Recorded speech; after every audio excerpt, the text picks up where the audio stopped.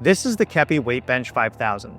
You may have seen this over the last year popping up on YouTube and Amazon, and I can personally see why it's frequently inquired about as being a viable, maximal functionality for minimum price, home gym adjustable bench option. It's an FID bench, meaning it does flat, incline, and decline with an included adjustable leg roller holder attachment. On top of that, it's a zero gap bench, not the trademark technology by Rep, just the terminology, meaning it can eliminate any pad gap between the seat and back pads, since the seat itself is adjustable front to back on a roller bearing track. It also boasts a 1,600 pound weight capacity, 10 different back angles, 6 different seat angles, and best of all, it only costs about $300 or even less when it's on sale, including the free shipping. Let's check it out.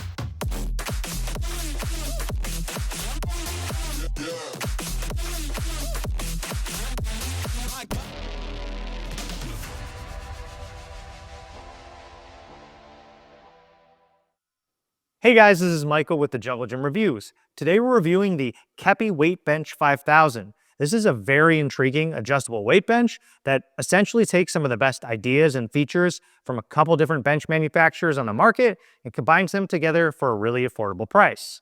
Before I get into the video, I just wanted to say thank you to those who have been following the channel recently. If you could please subscribe if you haven't already, this is the best way to support the channel. It continues to help us grow over the coming year, with weekly reviews already scheduled through the middle of next year. All the likes, comments, video engagement, and subscribers directly correlate to more companies, allowing us to provide honest and concise product reviews and feedback, like this one. Okay, so I've seen this bench asked about on Reddit, to my email, and the Home Gym Facebook group, on YouTube, you name it. Reason being, it's an FID bench, meaning again it does flat, incline, and decline, and it can typically be purchased at around $300 or less if you get it on sale. For that price, it almost seems too good to be true, considering benches in a very similar $200 to $300 price range usually are only incline adjustable benches and don't have a lot of the quality of life or additional features that this one has. Speaking of those features, besides the FID functionality, the other primary feature in my opinion is the zero seat gap, meaning you can adjust the seat forward and backwards with just a pop pin because it has roller bearings built into it underneath, so you can eliminate the pad gap between the seat and the back pads. For most people, the pad gap on a bench isn't typically an issue, and it's just normally a part of having an adjustable bench. But once you have one that has this ability to close the pad gap, I will say it's a really nice feature to have. I personally used to have 2 of the Rep AB5000 benches, which are the original zero gap trademark bench, but now it's replaced by Rep's newer version in the Blackwing. One thing I've learned from using these zero gap benches is that, especially when doing flat bench, it's nice to quickly remove the gap. So essentially you have a big, long, continuous pad, and you don't have to be as conscious about setting up for whatever pressing movement you're doing and where your torso is positioned. You can just hop right on your super long flat bench and go. The zero gap is also nice when you want to do any decline movements because you have that long continuous surface, just in case your shoulder blades or something want to get stuck in the gap naturally. Other than the ability to adjust and eliminate the pad gap, this bench offers a ton of adjustments for the back and seat pad angles themselves. Most benches typically only offer an increment every 15 degrees or so, but this bench can go from minus 30 degrees in decline mode all the way to 90 degrees in incline mode, and in 10-degree increments. So that's about 13 different angle settings to choose from, which is really cool and gives you a little more variety to fit that exactly to your training. For me personally, I like having the higher angle decline options for sit-ups. Also for things like bench pressing or shoulder pressing, the 10-degree increments allow you to utilize angles you don't normally have access to and add either more versatility or just help you find which ones work best for you. So besides the bench itself, as I mentioned, it does come with that decline leg roller / leg holder attachment, and the attachment is actually adjustable to allow you to change the foot holder pad position to accommodate the user's individual height or leg lengths. This one just has a threaded plastic knob so you can tighten and loosen it on the go. I was skeptical it might come loose while using it, but after a few months I've had no issues and have not even had to retighten it once. Besides that, it also comes with a little prop insert that you just pop into this tube attachment slot where the decline leg roller goes. What this does is allows you to freely stand and vertically store the bench when it's not being used, which is another nice feature that I think pretty much every bench should have these days.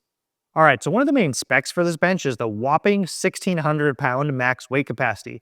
Granted, this is likely static load, just them stacking up weight plates on it till it breaks, but it's likely indicative of a proportionally higher than average especially for this price range, dynamic loading capacity.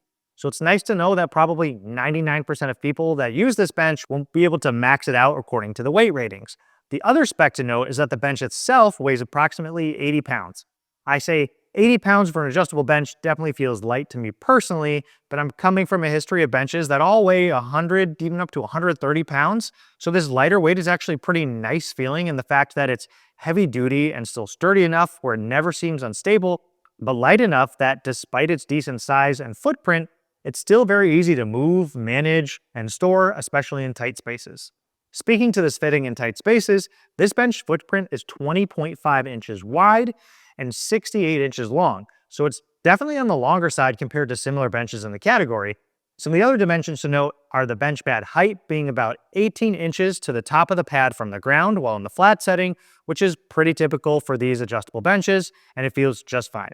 The dimensions of the seat pad is 17 inches long and tapers evenly from 11.5 inches at the widest to 9 inches at the narrowest. The back pad is 36 inches long, again with the same taper from 11.5 to 9 inches at the narrowest. What I think is nice about this, especially for the back pad, is that you can basically slide up or down the bench and change the effective width of the pad, especially for flat bench. I don't know if you do this often in real life, but it could be an interesting way to utilize different pad widths just by changing the placement of your torso or shoulder blades to the wider or narrower part accordingly. As far as the functionality is concerned, it works really well and overall isn't too much to write home about because it does exactly what an FID bench is intended to do.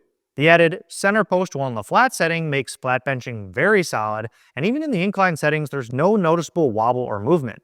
The adjustment front to back of the seat is smooth on the roller bearings. The seat has a ton of angles to use. The back pad has a ton of angles to use, and so you can really just dial in this bench to your specific preferences. On top of the angle adjustments, there's actually a built-in safety mechanism they add, which is another cool bit of functionality packed in. The pop pins for the seat angle and the back pad angle actually also have a thread built into the handle, so you can effectively lock it into place by screwing the pop pin knob clockwise, and then for sure it's never going anywhere or going to back out or pop out on you. I have owned plenty of pop-in style benches and I've never seen or heard of this problem in the real world, but I've heard the horror stories and seen the videos that in theory, a pop-in could somehow not be fully locked or become disengaged while using it. So this threaded double locking mechanism is a nice touch. So speaking to the overall build quality, fit, and finish, it's just okay. The bench I received on day one is scratched and scuffed in certain areas. Some of the logos and decals and stickers are falling off. I don't personally mind the cosmetic issues, especially in this price range, but other people might be less tolerant than me, especially when you're spending a few $100s on any given purchase. The pop pin to my seat was also defective upon arrival, but Keppi promptly sent me a replacement within just a few days. I'm sure if I mentioned the cosmetic damage, they would have tried to help, or potentially even replace the whole bench, but I really didn't want to go through the hassle. As I mentioned, this bench is lighter than some of the others I've owned, and you can tell because they're using just a thinner gauge steel than Rogue or Rep or other big name brands respectively, but it's part of also the reason that they can offer a better price on this type of bench. The padding itself is also just okay. It's not really a super great vinyl. It's definitely on the slippery side, just due to not really having any sort of real texture to it. The padding feel and density is also just okay, and it feels lighter and cheaper than others I've used, but doesn't compromise the integrity of my lifts, albeit however small they are. Overall, the Keppi Weight Bench 5000 is a really good and solid all-around bench for the price. It has plenty of high-end features which are competitive and unique to the price range it's in. However, since it's on the lower end of the adjustable bench price range, you do get some of the lower end fit and finish to go along with it. But when we're talking about hundreds of dollars of difference in a cost increase, I think that it's a worthwhile trade-off for most people just looking to maximize sheer functionality. One other thing I forgot to mention is that Keppi apparently offers a 5-year warranty, which I think is a nice gesture for them to stand behind their product. Although I don't know the terms of the warranty or if they will still be making this bench in 5 years, again, I think it speaks either to good, hopeful advertising or the fact they did put together a pretty decent bench here. As far as improvements go, the only thing I think they could really do without bumping that price range significantly up would honestly be to improve this padding and vinyl. After having somewhat grippy benches for so long, I'm not really sure if I like this glossy and somewhat slippery vinyl finish that they have. One way they could compromise would be to offer even a separate purchase for an upgraded pad texture or density or different sizes. I think that would be a really cool option. Second, I think I can see what they were going for, and while in theory I like the idea of the tapered bench back pad, I personally would rather just have a straight pad with the same width the whole length. Sometimes I felt like either I had too much or too little of my back on the bench, and coupled with this slippery vinyl again, could never quite feel like I was in the right or consistent place for benching every time. It's pretty minor, and I'm sure in time I could get used to it, but it's just my 2 cents, side by side with some of the more commercial and grippy bench offerings.